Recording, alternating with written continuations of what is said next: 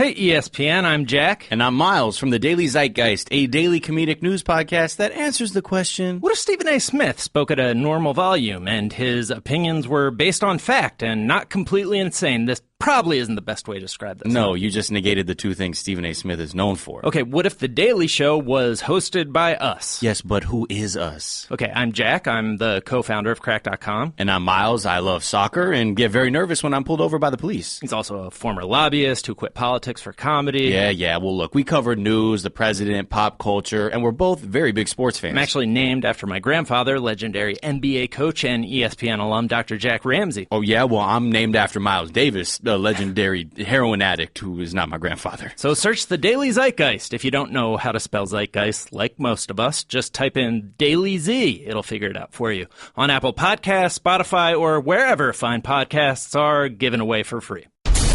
And now, Jalen and Jacoby on ESPN Radio. When I pop the trunk, head the dirt. Y'all pop the trunk, I pop the hood. Now act stupid, I'll pop the trunk. Now give me your boom. He is Jalen Rose. What up, dope? I'm David Jacoby. And on the code check-in. And we are Jalen and Jacoby on ESPN Radio. What do we do, Mr. Rose? We get the people what they want. The people probably want this Charles Oakley thing to go away, but it is not going away.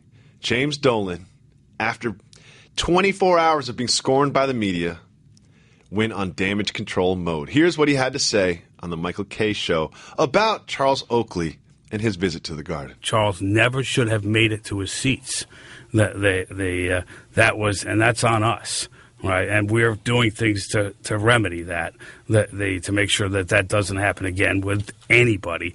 I mean, if once you're identified as someone who is behaving like that, right? And look, I can't say for sure. We know that he talked about on TV that he was drinking beforehand, right? We've heard statements from some of the police and security that he was, that he appeared to be impaired, etc.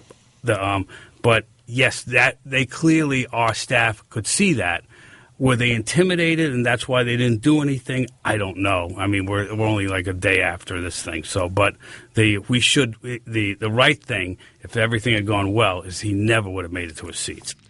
First of all, he starts by saying, that's on us. Like, oh, my fault. But anyway, it's completely Charles Oakley's fault. If you read between the lines, that's basically what he said. Oh, no, this is the Knicks organization's fault. But by that, I mean, it's Charles Oakley's fault.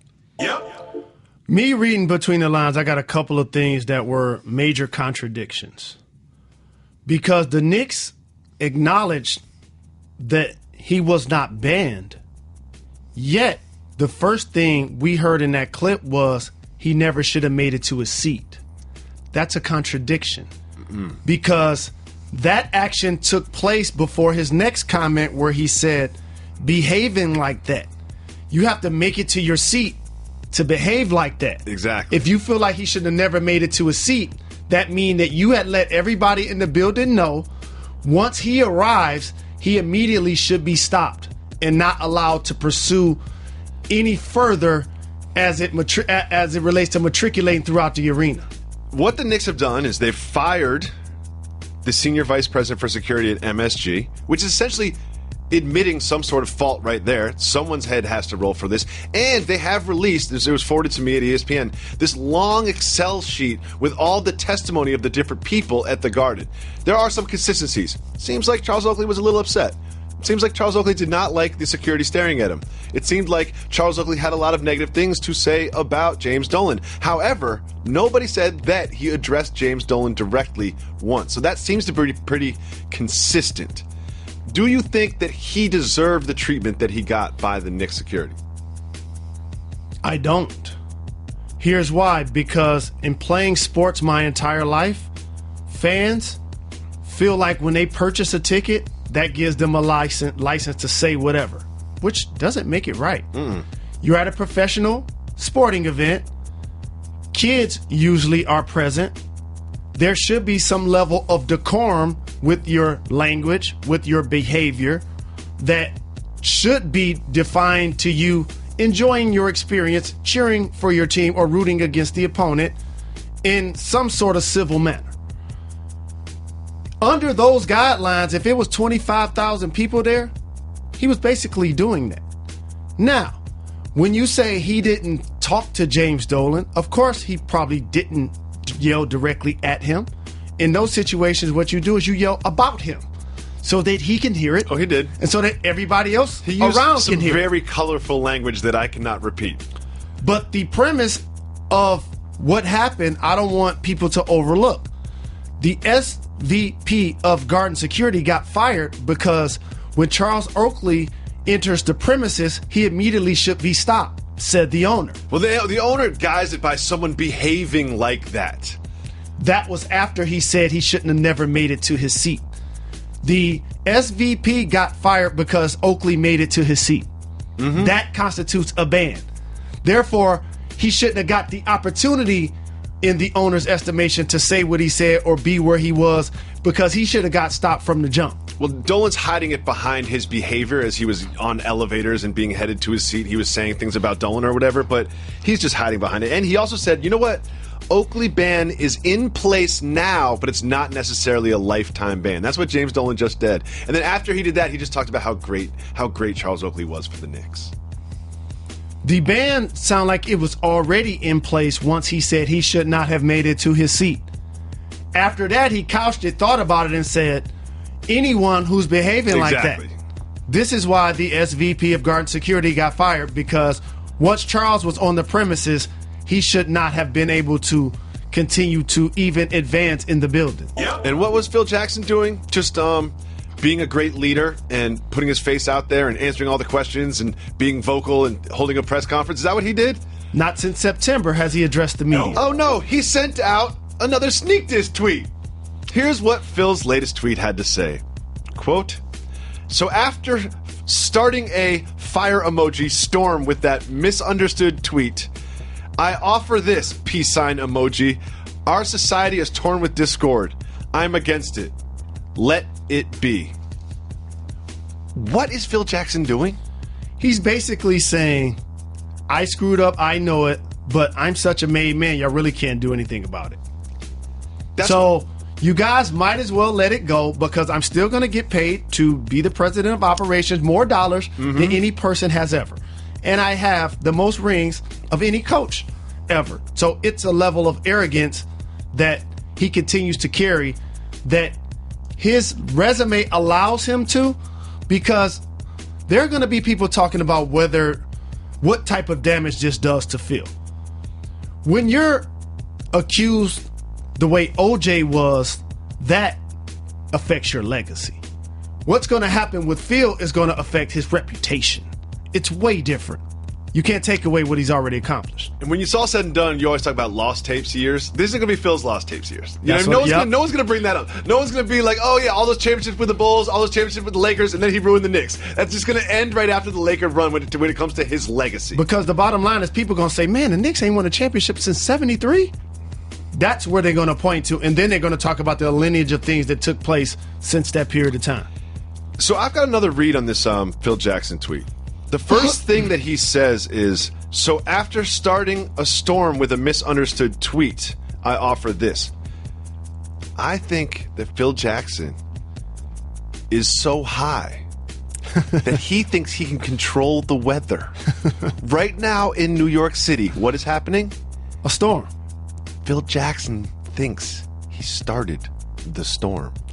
That is who the president of basketball operations is for the Knicks. Knicks fans, let that soak in. Big game this weekend. Not going to have too many implications on the standings or the playoff seedings. It's just a game, but it's not just a game because Kevin Durant is returning to Oklahoma City for the first time since he said, you know what? I'm going to join the Warriors. What do you expect from this weekend? I just want to frame what happens when you leave a team via free agency. You're telling that squad, whether it's your teammates that you play with on the floor, management who put together a team, and or ownership, you guys don't have what it takes to help me and us achieve our goals.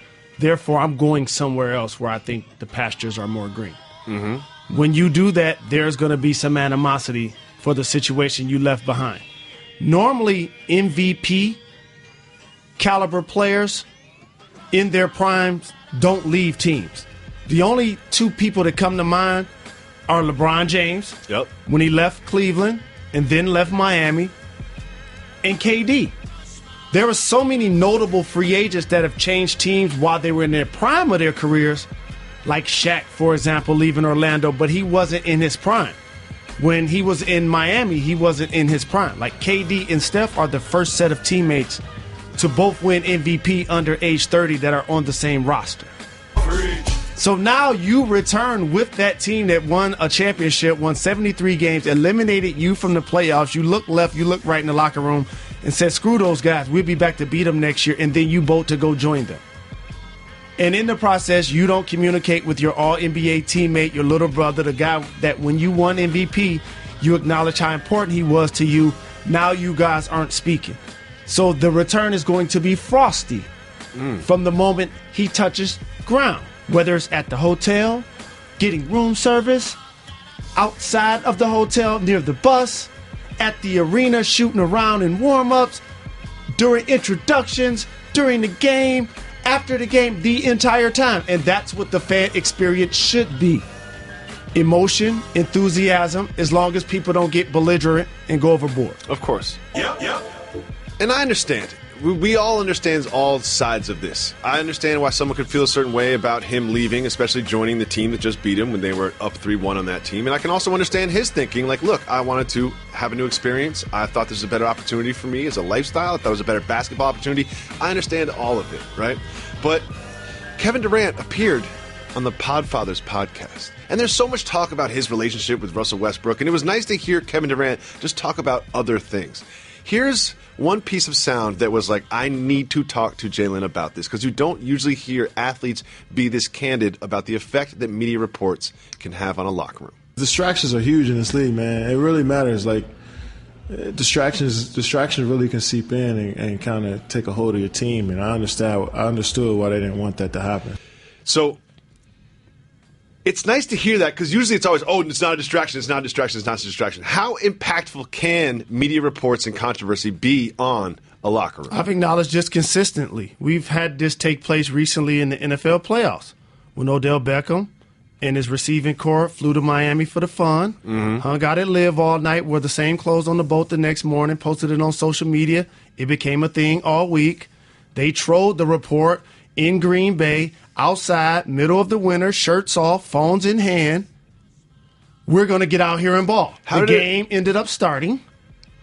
How did it work out for Antonio Brown after that distraction with the Steelers? It didn't work out well with the Giants. It didn't work out with Antonio Brown. So what is a distraction to a team? I'm going to be really candid with this. Anything that we have to answer about you that has nothing to do with the score of the game. Whatever that is, it's a distraction. And so, yes, a lot of situations and things that players may say to the media becomes just that in the locker room. And I'm glad that he was open about something that really takes place and can't create a fracture in the locker room.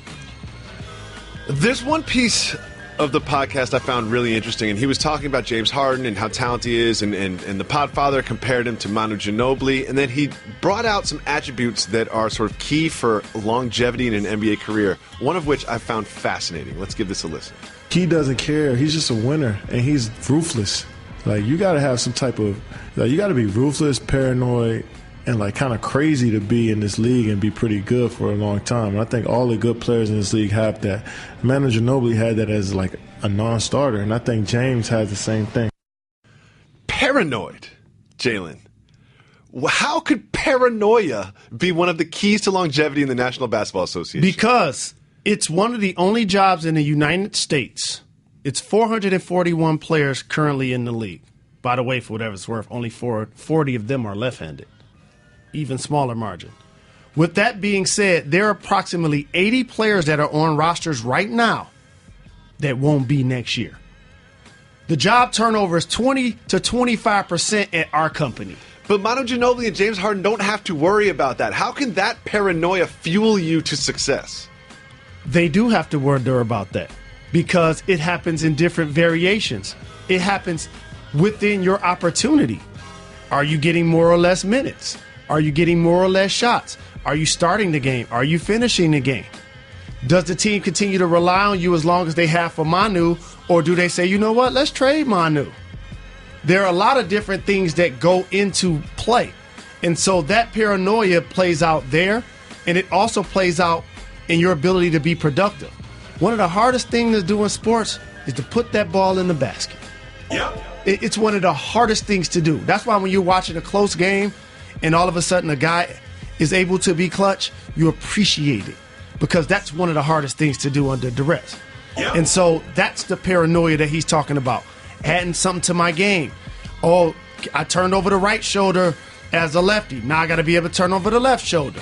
Or I can hit the three standing still. Now I got to be able to play off the dribble. All of these things in that word paranoia play out through your work ethic and with your discipline. How did paranoia fuel you? Did you ever look at the roster and look at the person that was, subbing in for you or who was backing you up on the bench? All of the time. And it plays out during the draft, too. Your position is getting drafted to and or over each year. So how you continue to reinvent yourself. And for me, it was unique because, say, for example, in Indy late 90s, I was a backup wing player. You progress to 2000, I become a starter on the wing. But then I was the backup point guard. The next year, I was the starting point guard. The following year, we draft a point guard in Jamal Tinsley. The year before that, we drafted Jonathan Bender. The year before that, we drafted Al Harrington. So these are all three people that I'm grooming, and these are my little brothers, but they're clearly being drafted so they can play some of the minutes I was earning. So that's how the industry works. That's how the business works. You have to still be professional, but you still have to continue to be able to reinvent yourself. Whether it's movies, music, sports, the people that have success and longevity are the ones that constantly reinvent themselves. Everyone should listen to Kevin Durant and Bill Simmons on the Bill Simmons podcast. It's a really nice, enlightening interview. It just seems like a very relaxed interview subject.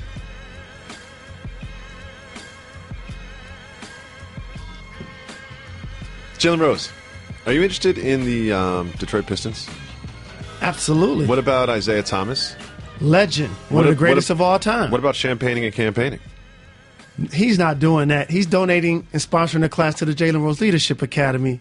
The only champagne he's spraying is after the team wins a championship or his latest business venture. Well, his latest business venture is being a champagne importer into Michigan. What? Isaiah Thomas said this, quote, "This is an honor and a great privilege to present Sherilyn Champagne to the Motor City. I'm truly grateful for the continued love and support of my Pistons family, our fans, and of course, to be back on the Bad Boys court." Are you and Isaiah Thomas going to pop some Sherilyn Champagne next time you're in Detroit? Absolutely, we will.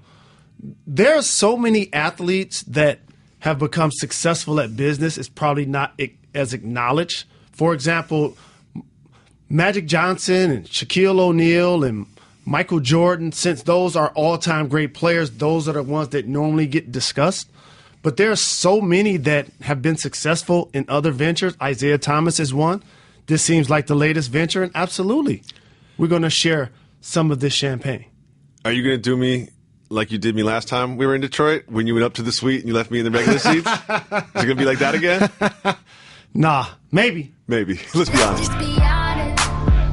Let's just be real. So, Jalen, when Magic Johnson was originally hired as a consultant for the Lakers, I thought it was more of a ceremonial thing. Like, there was kind of just to pay him to do something he's been doing already. They were going to use him as a sounding board, that he was just going to be sort of another voice in the room of someone that they could lean on when they wanted to make personnel or basketball decisions. Well, Magic doesn't see it that way. Here's what Irving Magic Johnson had to say about his new role with the Lakers. Quote, "Working to call the shots because it only works that way. Right now I'm advising, I get that, but at the end of the day, then we all got to come together and somebody's got to say, I'm making the final call." What? All right? And who's that going to be? What do you think about the Hall of Fame mogul's power move? So basically, I want to parallel two teams. And if you've listened to this program for 5 years, I've talked about this so many times. I'm sorry for repeating myself. You never repeat yourself. The Knicks and the Lakers have represented when keeping it nepotism has gone wrong.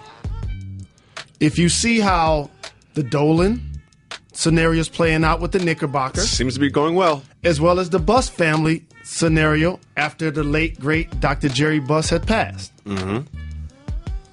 Now, what Magic is doing is a corporate version. Get ready for this. I'm about to pull you behind the curtain.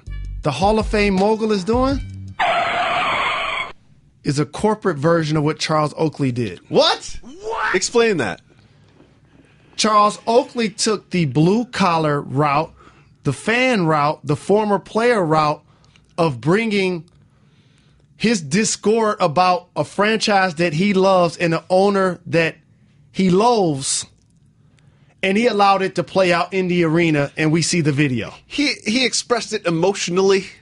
Correct. And through that, he now becomes the people's champ. Sure. Everywhere he goes in New York City, because he represented a voice of people that wish they could sit close enough to the owner and do the exact same thing. LeBron James has suggested that he be president, and I don't think he was talking about of basketball operations for the Knicks. And there's a reason why LeBron, D-Wade, and CP3 piled on to the Knicks scenario. On Phil as a president, man, he's going to be doomed trying to recruit players. Yep. That's another subject for another day. He hasn't been able to do that anyway. Now, how you flip that to the Lakers? Magic Johnson doing what Oak did, but he doing it in the boardroom. Yeah. Oh, okay. He in the boardroom like, oh, I got the ceremonial title, the ink dried. You sure? Owner of the Dodgers. Like, everything is good. I got what I got, right? Okay, so now that I'm in, I ain't trying to figure who's going to call the shots. And you know what else? There's only one way to do this. Do you think Laker fans are happy with their team's performance? And so, not at all. Do you think they're happy with the Buss family's performance? No. Not at all. And so, Magic, in a different way of Oakley, now tries to become the people champion, but the people's champ, because he now wants the people and will have the people say, he's right. Why isn't Magic making the decisions? Do you think Laker fans love Mitch Kupchak and Jim Buss as much as they love Irving Magic Johnson? Of course not. No. Well, Jim Buss kind of painted himself in a corner. Because back in April of 2014, this is what he said about the future of the Lakers franchise. Quote, I was laying myself on the line by saying, if this doesn't work in 3 to 4 years, if we're not back on top, and the definition of top means contending for the Western Conference, contending for a championship, then I will step down because that means I have failed. What? How long ago was 2014? Many years in 3 or 4 basketball years. terms. Here's something that people should stop doing, especially in the media. Who's in more power as it relates to the Lakers? Is it Jeannie Buss or Jim Buss? Jeannie Buss on paper. But the media likes her. So therefore, we give her a pass, and we put all of the blame on him when she hired him. She gets points for breaking up with Phil Jackson, though. And so, with that being said, that is a tandem when you talk about how the Lakers have struggled. And that's what Magic is saying. Both of you guys have struggled. I love you, Mitch. You've done a great job. You've brought championships. But it's time. Oh, yes, it's time. At the next meeting. To have me call the shots. At the next meeting or the next backroom steakhouse dinner or whatever. And if I'm the Busses or if I'm Mitch Kupchak and I sit down and here's Irving Magic Johnson across the table from me, I have to say something. I'm gonna. You know what? This is how it starts, like Doughboy. Oh, we got a problem here? We got a problem here, Magic? We thought we were bringing you on, and all of a sudden, you go to the media on us? Remember last time we were across the table from each other? You did the corporate Charles Oakley. We gave you a job a second ago. Oh, we got a problem And now here? you're Charles Oakley me with a suit on and a PowerPoint presentation and manipulating the media and the fans. I do have a problem here, Oh, we got Irving. a problem here? Well, now we understand how Mr. Johnson became such a successful businessman. You can go the Oakley way, you can go the corporate way. I know you guys like that analogy. Only here on Jalen and Jacoby. I love it. Oh, we got a problem here? Rick Ross, we just happened to be at Foxwoods in the same day as the Patriots Super Bowl parade. Foxwoods is a casino not too far from Boston. He was having a concert. Rob Gronkowski said, I want to go. Rick Ross said, yeah, Gronk, come on. Gronk and Rick Ross got to champagning and campaigning a little bit. Here's how it ended for Rick Ross. We sitting up to the DJ booth Every time I started to throw up, I squatted. Come back up. The fourth trip down, that's when Gronkowski, you need me to do something for you? Yeah. I say, no, I'm good. Why you geeked out? So I threw up a couple more times. Then when I stood back up, I felt good as Big shout to the Brilliant Idiots. That way they had Rick Ross on. That's where that sound was from. I just want to point out, watching Rob Gronkowski at that parade and then knowing that he went to a concert later that night, I'm just surprised that this man is still alive. Like, Rick Ross couldn't hang, and Rick Ross was there for like 10% of his day. Could you hang with Rob Gronkowski champagne and campaigning? No, and I don't want to. Here's why. And this is probably what got Ross caught up. Uh-oh. Because Ross probably had a medicinal buzz going as well. Perhaps. So now you have Rob Gronkowski, who I affectionately call a meathead. He brings a different sort of thing. And you can't underestimate geometry here. Oh, I like what you're doing. Geometry. Size.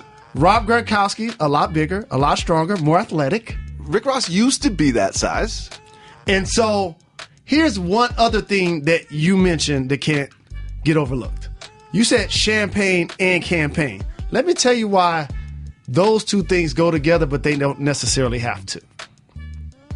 When you're drinking champagne, you got to stay in that lane. A lot of bubbles. Once you start to mix it with beer or with liquor, you're going to be throwing up. That's just that's just a cocktail in your stomach waiting for you to throw up, which is why Ross probably did multiple times, as he mentioned. Then he said after the fourth trip, he actually felt good and continued with the show. You know what? Couple things. I want to salute Rick Ross. A, just for thinking he can keep up with Gronkowski, right? That takes a lot. B, having the show go on. Just going behind the DJ booth, just kind of getting behind there, throwing up, keeping it moving, and then doing his hits. But here's another thing. The difference between an athlete and an artist, he wanted to make sure he got paid that night. I am not leaving this stage. You do not stop that music. I don't care who comes up here. I don't care how many times I throw up. The fans will think I'm back here getting some water. Do not stop that music. Jalen Rose. What up, though? The Queen of Soul. Aretha. Has an announcement. I don't have her picture up here. Quote. Oh, yes, I do. Hey, Aretha. I will be recording. You see Don Cornelius? But this will be my last year in concert. What? This is it. What? I might shed a tear. She's releasing an album that's produced by Stevie Wonder. What? She's saying she will no Legends longer working together. She will no longer perform live. What is your best Aretha Franklin memory? I met her. Really? That's my best memory. I was a member of the Phoenix Suns. I think this was 2006. Did you sing the national anthem? 2007. We were there to celebrate King Holiday. And they do a terrific job, along with the NBA, of celebrating said day. And so she was there to sing the anthem. How long did it last? 45 minutes? 50 About minutes? as long as it did during the Super Bowl or during the Lions game on Thanksgiving. It's the same thing. And so the refreshing thing is she knew who I was. What? She made sure that we had Detroit in common. Like a real Detroiter, she's like, what up, though? Absolutely. That's a cold word. When you hear somebody say that or wearing a Detroit hat, it ain't like a Yankee hat. There's like one usually, more. There's one more that I've seen people come up to you and say real aggressively, Detroit, what? That's another one. Absolutely. That's a code word. So with that being said, being an amazing talent that has performed over decades and that's an all-time great, I'm happy that she can call her own shot. And that's something that you normally can't do in sports and athletics. Decide when you want to hang him up. I also like that she's like, I'll still be recording. So if you got some checks for me out there, don't worry, I'll come through the studio. So this is what I want to teach young people. There's so many young people, when you ask them what they want to do, they'll say, be an athlete. But here's something I want to caution you. except for golf, for the most part, athletes retire really young. And athletes need something to do when they're done being an athlete, too. And if you're fortunate to play your sport until you're 30, I know you're going to say you can make enough money for the rest of your life. But you still need something to do for the rest of your life that drives you. I have a good question for you, Mr. Rose, about that. Do athletes in the middle of their prime think about their post-playing career? You should. Are they setting themselves Absolutely. up? Like right now on the team playing, are people like, I don't know if I'm going to be an investor, maybe I'll become an agent, should I be a coach? Do these conversations happen? These conversations happen. Players are doing it. The league and the players do a terrific job of outlining ways for players to transition. But here's what usually takes place. You always retire before you think, because the league dictates, not you. That's what I was saying about opposite in business. It works the opposite in business. It works the opposite in business. You stay a little bit longer than you should. So if you're in a profession like music or accounting, these are things you can do forever. Mm-hmm. As an athlete, you have a short shelf life. Just food for thought. There's a petition circulating in Detroit. They're trying to get people to turn off Ford Field's blue glowing roof at night, claiming light pollution. You're my Detroit specialist. All my Detroit information comes from you. Is this a real problem? It's a real problem if multiple people are signing a petition. But at the same time, you would hope that you could kind of close your shades. I also kind of feel like if we're going to start fixing things about Detroit, like if we're going to make a list, I don't think that would be too high. Here's why. I don't want it darker. I appreciate the light. And I'm happy that the Pistons are also moving downtown. They will be announcing their practice facility plans next week. I likely will be present. And this is going to be an amazing thing for my hometown. We're not perpetrating the fraud anymore. We're coming correct. Good. You and Isaiah going to have some of that champagne? Anytime. Legend. I'm just happy that people like Magic Johnson, I got a chance to work with him. He wrote and signed a book for me and said, I remind him of him. What do you mean by that? Larry Bird, I got a chance to play for him in the NBA. Isaiah Thomas as well contributed to my school. I never would have thought watching basketball in the 80s that these guys would even know my name. And now I have all three of their numbers in my phone. So fortunate. You're not going to continue that list of people that you're so blessed to have worked with in your career? Sure. Michael Smith. Okay. That's it? I worked with Bob Lee before. He's great. Outside the Lines. He's great. I worked with Mike Tirico, the late great John Saunders, Stuart Scott, the Podfather. That's it? I can name 1,000 people before I get to you. Okay. In Western Australia, the dolphins are getting high. What? They're getting high using blowfish. What? Couple questions. Do you know you can get high by licking a toad? What? I'm not going to lick a toad. You know that's where I was going. And now, the Don't Get Fired topic of the day. Whoa! I got to follow that up. Hit the brakes before you even get started. Can you hit the brakes for me? All right, you cook. This is David Jacoby speaking. This is an unpopular opinion. And I don't know what he's about to say, boss. I'm about to defend violence. I'm about to defend anger. And I'm about to do it because it's funny. Malik Dime is a player for the Washington Huskies. Do you know what he did? He slapped a fan. You shouldn't be slapping fans. But you know what I always say? You shouldn't be slapping anyone. You shouldn't be violent towards anybody. But I always say it's not what you do, it's how you do it. Remember when Marcus Smart ran in, punched a fan? That was violent. He was trying to hurt the fan. He was trying to physically injure that man. It was defenseless. It just seemed sort of wrong. This is a little different. Here is The testimony from one of the gentlemen that Malik Dime slapped. How many people did he slap? I'll get into that. Quote, Malik looked over to us at one point and said, I'm going to come over there and slap the bleep out of you. We didn't think it was real, so we just laughed. Then at the end of the half, he came over to us and pretended like he was going to give me a handshake. I reached out and he pulled back and slapped me in the face, and the follow-through hit the person sitting right next to me. What? And then he went on to say, one slap, two faces. I was impressed. He's got a big wingspan. What? Now, I laugh at this because no one was injured. And it just sort of seems like, based on these quotes, that the college students that did get slapped sort of had kind of like a good attitude about it. Like they had a good sense of humor about it. So here are my questions. Is it kind of okay if you tell someone you're going to slap them before you slap them?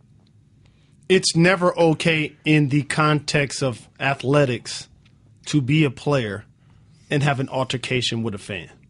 This is where the sports of boxing becomes a sweet science versus a street fight.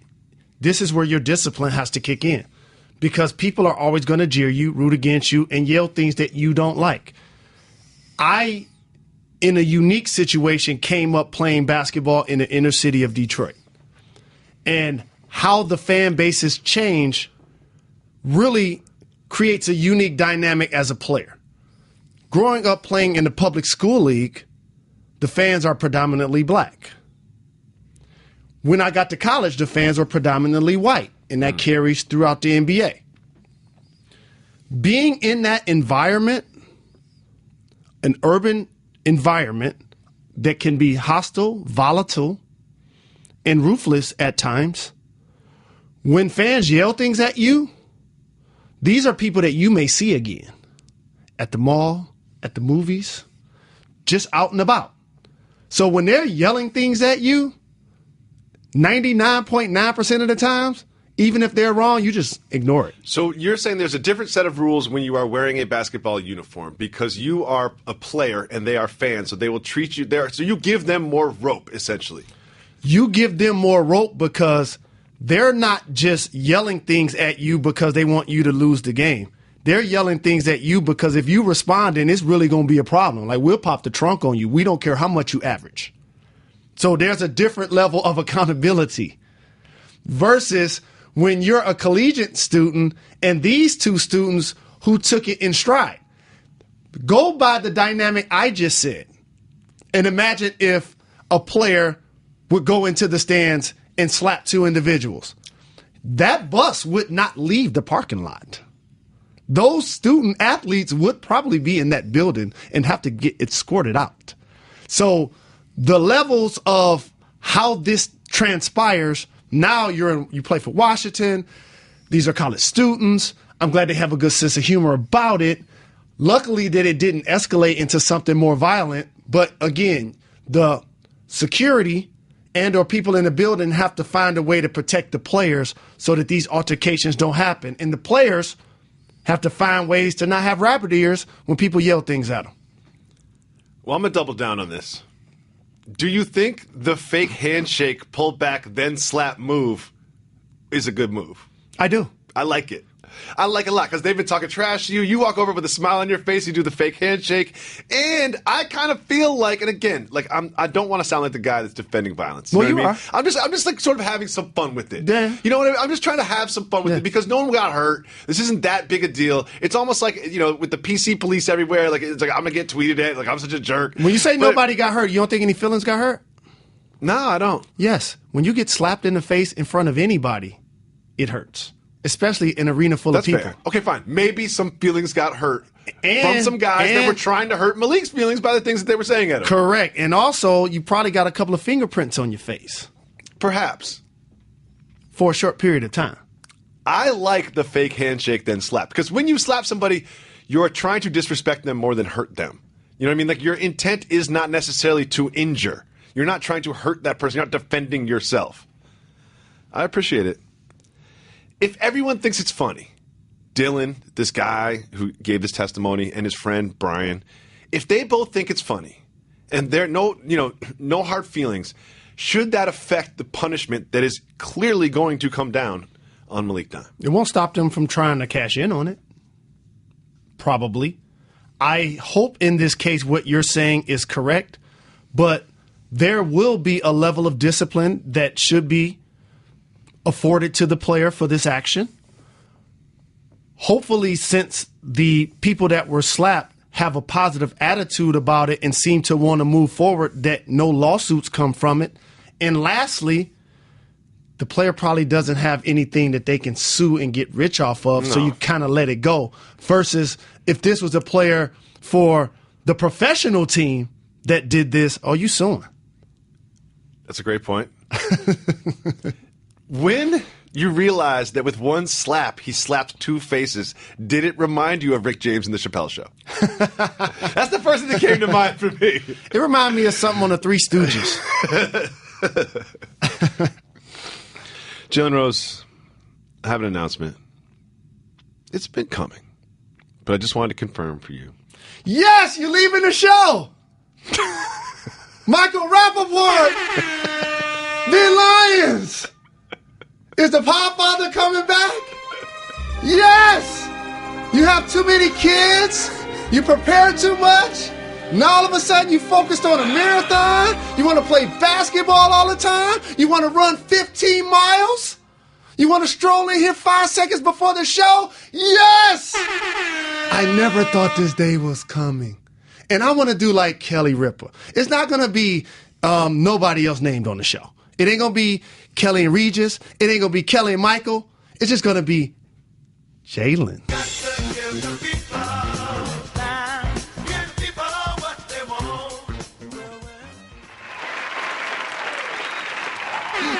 Come on, Reg. Don't pile on. Oh, he lobbed that up there for me. I liked it. We give the people what they want. Part of giving people what they want is listening to them. Listening to the voice of the people. The people give us their voices. When they call 985-80-JALEN, they leave us voicemails. We love this segment because we love to hear from you. 985-80-JALEN. Let's listen to the first voicemail. Yo, this is Steve from Indiana. I just got a quick question. Michael Jordan is the greatest of all time.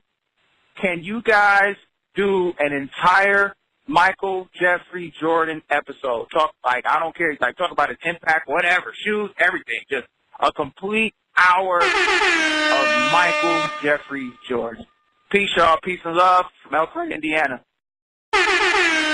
Steve, thanks so much for the call. I really appreciate you listening. We love the people who listen every day. Simple answer to your question.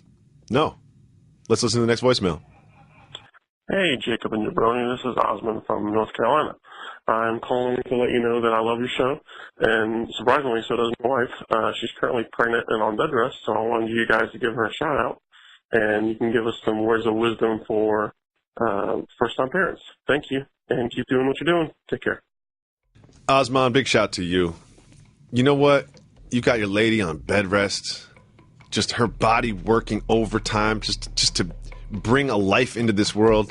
Thank you so much for sharing Jalen and Jacoby with her. But next time you want us to give her a shout out, just include her name. Yeah. Right now we're giving Osman's wife a shout out, which she deserves. And also, he's the second caller we've had that said Jacob and Jacoby. What do you mean? What? Let's listen to that again. Hey, Jacob and Jabroni, this is Osmond. I know you appreciated that. What are you talking about? Hey, Jacob and Jabroni, this is Osmond from North Carolina. I'm surprised you didn't catch it. No, he said Jacob and Jabroni. He said Jacob and Jacoby. Hey, Jacob and Jabroni, this is Osmond from Jabroni. This is Osmond from Jacob and Look, he's working hard. He's working hard. He's got his lady on bed rest. No question. He's got his lady on bed rest. You know what? We appreciate your call. Yeah. I really appreciate you changing the name of the show. So, words of wisdom. No better person to ask than you. Words of wisdom for this? Yes. It'll pass. Just ride it out. Just ride it out. And just here's the thing. It's not about you right now, Osman. It is not about you. She might get mad at you for something you might not deserve. Doesn't matter. Let it ride. You might have to wait on her hand and foot. Doesn't matter. Just do it. Just it's not about you. You are her employee at this moment. Things will change. No, they won't. Okay, let's listen to the next voicemail. Hey, this is RJ from Mount Juliet, Tennessee, and I just want to thank you guys for always giving me what I want after school every single day. And I got 2 questions. The first question is, what kind of sauce do you guys like on your wings whenever you go to Buffalo Wild Wings? And the second question is, I always hear Jacoby talking about how much Jalen brushes his hair. But if he brushes his hair so much, why doesn't his waves make anyone seasick? Oh, wow. I love this caller. Let's start with the waves. Now, let's start with the caller. Sure. We're going to pay homage. Okay. Because I appreciated the fact that he said he always listened to us after school. As the founder of a tuition-free public charter high school, I love that. Because that means he's going. He's not listening during school. That's what's up. Okay. Young people being educated. Yes. Because now a high school diploma and a college degree, they propel you for your goals and your dreams. They do. So thank you. A lot of the positions that you want in life, a requirement is a college degree. Yes, indeed. So, sauce on wings. At Wingstop, and I know he said Buffalo Wild Wings, but at Wingstop, which I prefer, Louisiana rub, extra rub. Yes, we have different tastes when it comes to wings. Lemon pepper, extra lemon pepper, both well done. If I'm at Buffalo Wild Wings, a little bit of ranch. Okay. Do you know what I like? Buffalo sauce. I like buffalo wings. It ain't broke. It's just hot buffalo sauce. That's what I want. However, I will do one thing. Flats.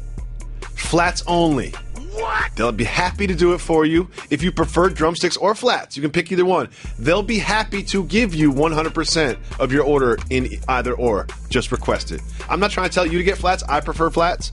But I want you to get what you want when you order your wings. Don't be shy. Tell them what you want. Let's listen to the next voicemail. What's up, guys? This is Andrew from downtown Brooklyn, but originally from the Rose City. I've listened to every single episode going back to YouTube days.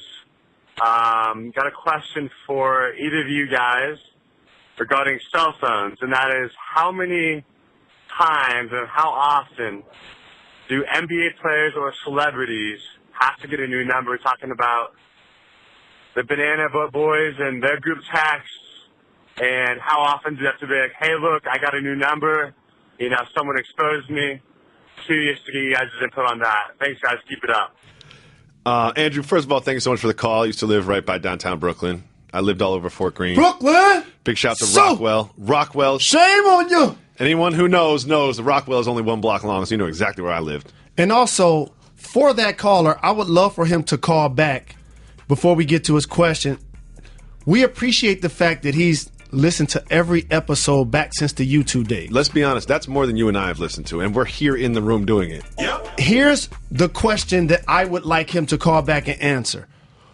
What level of selling out have we done over these last 5 years? That's a great point. Like, we went from being in the trunk, Yeah. I was singing, I don't want to sing, I was carrying the bag, I don't want to carry the playing bag. whatever music we wanted. Right. Jacoby was doing the music. We didn't have any sponsors. Jacoby's teeth were yellow. Yeah. You know, like, we were just doing a podcast. Now we're on ESPN2. The lighting wasn't right. Absolutely. So we want Backgrounds that were caller. funky. We need him to allow us to know how much we've sold out. And let me just get to his question real quick, because I have a brief personal story about this. You are a public figure, right? And you're sort of famous. You walk around, everybody knows your name, whatever. And like, if your number got out there, it'd be a thing. I once tweeted my personal phone number. Didn't have to change it. That's how little people care about my phone number. I tweeted it out there to the world. Didn't even have to change it. I've had the same phone number for 15 years. Really? What? I think this happens less than people think. But I'm not LeBron James. People change their numbers for various reasons, as he noted. Maybe certain people that call you that you don't want to call you anymore, but you can block that person. Yeah. But then that person can continue to give the number to other people and, you know, whatever. But usually people, which is why I'm able to keep the same number, have been respectful how times have changed. Because it varies. It's almost like when you're doing a project with somebody, y'all communicating more, all you're the doing time. emails more, You think when you'll you're be doing best friends interviews forever. Yeah. or whatever, or former friends or colleagues or whatever. You know, people have been, and I appreciate this, respectful of my space and of my number, so I have not had to change. You know why? You don't text back sometimes. If I'm about to text you and I look back and you haven't responded to the previous two, I'm out. I'm not even going to do it. I'm not going to text you 3 times in a row and have you not respond. Thank you so much for the call. Love downtown Brooklyn. Shout to Mobile Dango. Let's listen to another voicemail. Hey, Jalen and Jacoby. This is Charlie from Michigan. My question is, are you guys best friends? All right, thanks for taking my call. So, I want to talk about the term best friends for a while. Because everyone's got like 7 or 8 best friends. You know? So say, sure, Jalen's my best friend. But you know, we just met 5 years ago. You know what I mean? You knew people before me? You weren't with me shooting in the gym. Right. You know what I mean? Friends in high school you that you weren't may around know, when I was wearing Jinko wide leg jeans and had a goatee down to my neck. I was not dressed up like New Kids on the Block with you. Yeah, exactly. So there's different levels to it. I wasn't in the car when you first heard Nas halftime. Everyone has their best high school friend, their best college friend, their best work friend, their best previous at work friend, their best basketball friend, their best their best new work friend. I was not there when you learned about Wu-Tang Clan. No, you weren't. Oh. No, when we listened to Method Man for the first time. So I think that's a roundabout answer to your question. Make sure you hit us up on our 1-800-Flowers Twitter feed. Follow at Jalen and Jacoby. Ask us questions, send us feedback, comments, anything. Just follow at Jalen and Jacoby. Interact with the show. We always take our questions via the 1-800-Flowers Twitter feed because we live by a simple motto. So, Jalen, one thing we've been doing lately, which I'm sure you're aware of because you pay so much attention to the production of this program, is we've been asking people just to give us specific answers about specific topics instead of being so general. This time we asked people to name under and overappreciated NBA basketball players. Okay. Under and overrated, just people that get a little bit too much love than they deserve, and people that don't get enough. We'll see what you think about some of these. We'll start with one that's right down your alley. I try to be good at putting these in perspective. Bober and Nate hot takes. KCP, two-way defender and only volume shooter on the roster, 23 and athletic, bright future. Underappreciated. That's what they're saying. Underappreciated. I've talked about him and Avery Bradley for the last couple of years.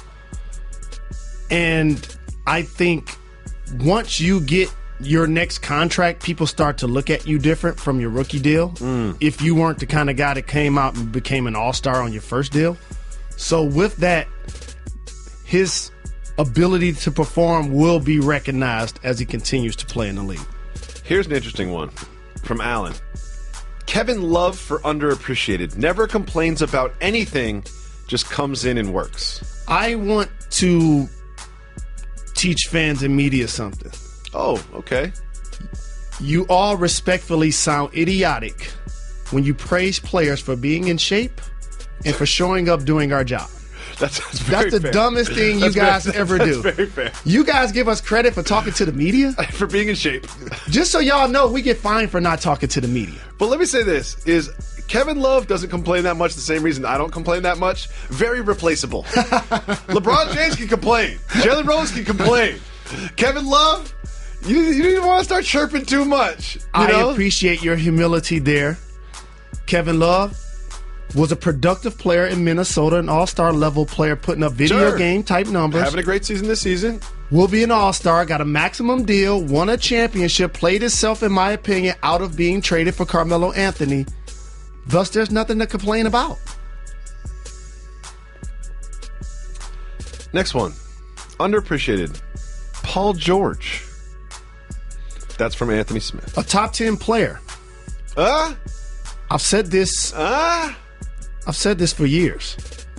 He's one of the guys that I've also talked about that went on to be an all-star, make Team USA. We saw the horrific leg injury he's endured. He's in the second season since that injury. But the way he can defend, long arms, quick feet, play in half court, play in transition, finish at the hoop, plays with a stoic demeanor, shows up every night. You don't see him complaining to the media. You don't see him normally taking days off when he's healthy. he is that type of player that, to me, is underappreciated. The Pacers made the conference finals twice in a row when Miami was because of Lance, really playing ball. That was the Lance. They had Lance. What has happened to Lance since he left Indiana? Lance is on a team right now. Okay. And I told you that he was going to stick. You felt like he and Tibbs weren't going to be a good fit. I don't think they're going to be a good fit. Here's what Jeff It's already playing crunch minutes first game. Jeff suggests this for underappreciated. Shabazz Muhammad says, dude gets buckets. He had a time when he was overrated because during his high school years, they lied about his age. Mm-hmm.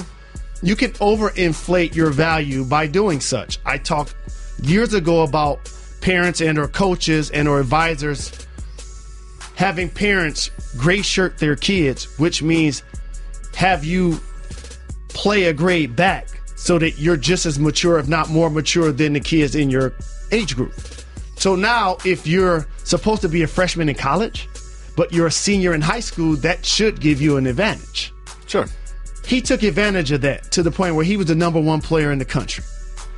So once that got revealed and he didn't go to UCLA and dominate, that took him a while to recover from both of those. Mm-hmm. Now he has played himself into what looks like a promising young NBA career that probably won't be an all-star, but he can be a rotation player, as this person mentioned, that will get you buckets. Let me say this. We were just talking about Lance Stevenson. What team picked up Lance Stevenson? Minnesota. What position does Lance Stevenson play? The wing. What position does Shabazz play? But they need to find somebody to play minutes for Zach LaVine, who's out for the rest of the year. But I do kind of feel like there's something there. Zach was playing more minutes than both of them. And he deserved it. Get well soon. Alex says, currently underappreciated Mike Conley. He was underappreciated until Memphis made multiple playoff runs and he got the biggest deal in the history of the NBA. It's hard to be underappreciated when you sign the biggest deal in the history of the league and your name is Mike Conley. Never been an all-star. No, and then in Alex's defense, he put in parentheses, I know Jalen Fields for a star who can't get one all-star game. Agreed. Underappreciated Jalen Rose. State football, overappreciated Harrison Barnes. Harrison Barnes actually has played well in Dallas, just as well or better than I thought. I disagree. Underappreciated, which I agree with, Nikola Jokic. He's balling in Denver. Points, rebounds, passes. One of the best passing big men in the league. Has legitimate size. He now becomes an anchor to what they're trying to do moving forward. He's got that catch the ball 16 feet from the basket with your back to the basket at the free throw line, and then just kind of like distribute with funky little bounce passes to cutters. Just like Marc Gasol. Marc Gasol. I was about to say, just like Marc Gasol does. It's just like, hey, we'll start the offense with our center, literally in the center of the floor, and we'll just run around in circles around him, and it'll work out. I kind of love Jokic. Philip, I agree with this one. Underappreciated CP3. No question about it. Looking no further than he's going to the Hall of Fame. The Clippers were like third or fourth when he got injured, and he didn't make this year's All-Star game. And he, amongst the guards that have, as a league that has changed to where your primary ball handler, whether it's Harden or Westbrook, Isaiah Thomas, Kyrie, is now a scorer that may get you 25 points and lead the team in shot attempts. CP3 is a guy that's still going to get you points, assists, and steals. The other player that comes to mind that's growing into that vein is John Wall. Now, you're only talking about underappreciated. You only gave me one overappreciated. I'll give you an overappreciated I strongly disagree with. It's from Drummer Boy. Overappreciated Draymond Green. He's underappreciated. I'm going the other way with that one. He's a second-round pick, a 4-year collegiate star. How about this? There are only a couple of starters in the NBA that were 4-year stars on contending teams. They come to mind right off top. Draymond Green, J.J. Redick, C.J. McCollum. Before you tweet us the ones we forgot, like there's gonna be plenty, I'm sure. And so, here's a guy that reinvented his body type, became an undersized power forward that could also play center at 6'7", to now being a player that leads the Golden State Warriors usually in assists, rebounds, and other statistical categories like steals. Blocks. Because of his versatility. He allows the death lineup to happen, being able to guard bigger bodies. When you watch the game, sometimes I feel like it's a fluke when he'll slap the ball out of a large center's hand or push him off the post or whatever, but it's not a fluke. He does it over and over. Maybe you think it's a fluke if he D's up a really quick defender trying to chop him up. It does it over and over and over again. He continues to impress me with his ability to play both smalls and bigs on the defensive end. Last one, underappreciated, David Jacoby. No doubt about it. You just saying that because you kicked me off the show earlier? No, I'm saying it because it's true. You've been at the company almost 20 years. Staying low, keep it firing. Thank you so much for listening on ESPN Radio, for watching on ESPN2 and ESPN News, and subscribing. Thank you to the Jalen and Jacoby podcast. You keep giving me problems. I'm going to call Charles Oakley.